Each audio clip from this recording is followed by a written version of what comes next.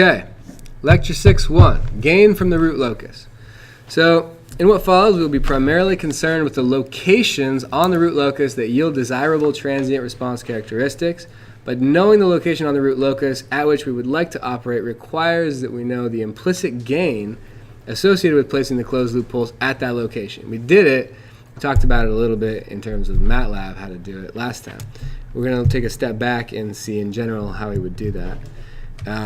This lecture demonstrates two methods of finding the gain associated with a given location on the root locus. The first one is the analytical one, and then the next one is this numerical one, essentially using MATLAB, computer-based one. So recall at the beginning of Chapter 5 in Lecture 5.1, we defined the root locus magnitude criterion to be that the magnitude of k g of s h of s, which is the open loop transfer function, including the gain, the controller gain, must be equal to 1. So this controller gain k can be solved for in this equation. And it's simply that k equals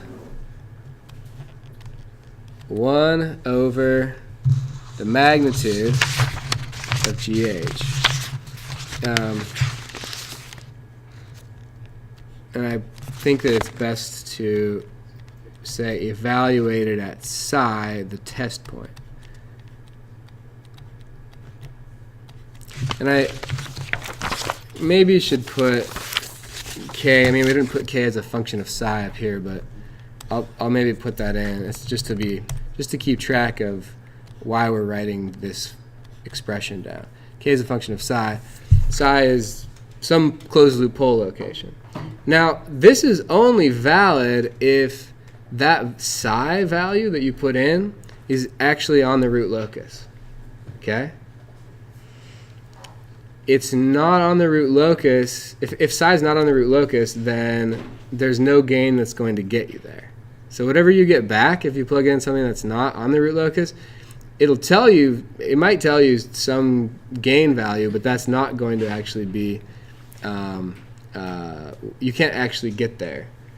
You can't actually have your closed loop pole location there. So you have to have some valid closed loop pole location on your root locus to plug in, and then you can find out what the gain is.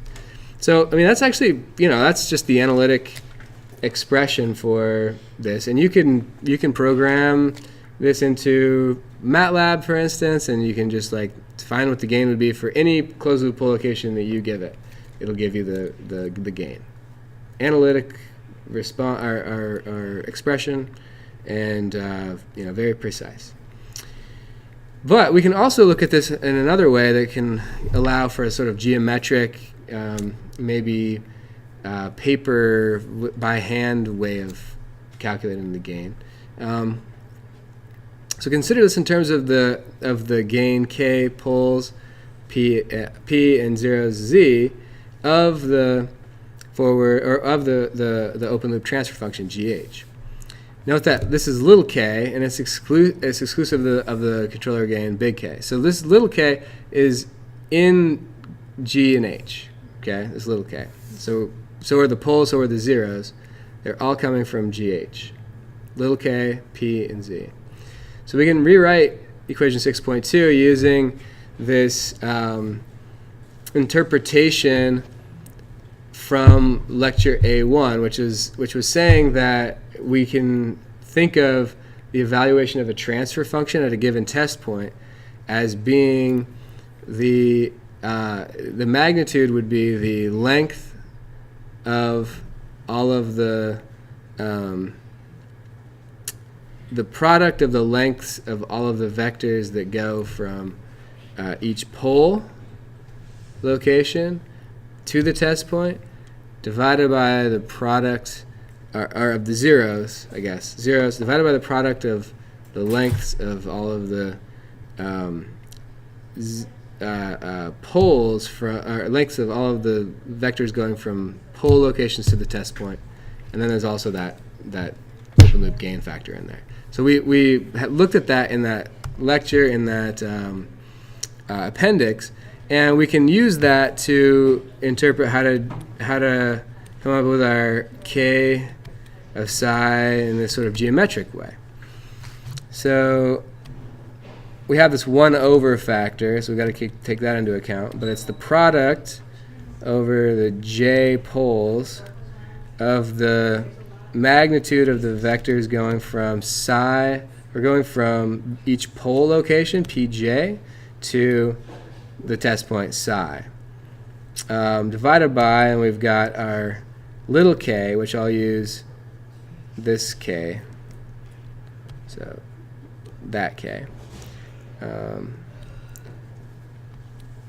times the product of all of the zeros, all of the lengths from the zeros to the test point. So this allows for a geometric interpretation.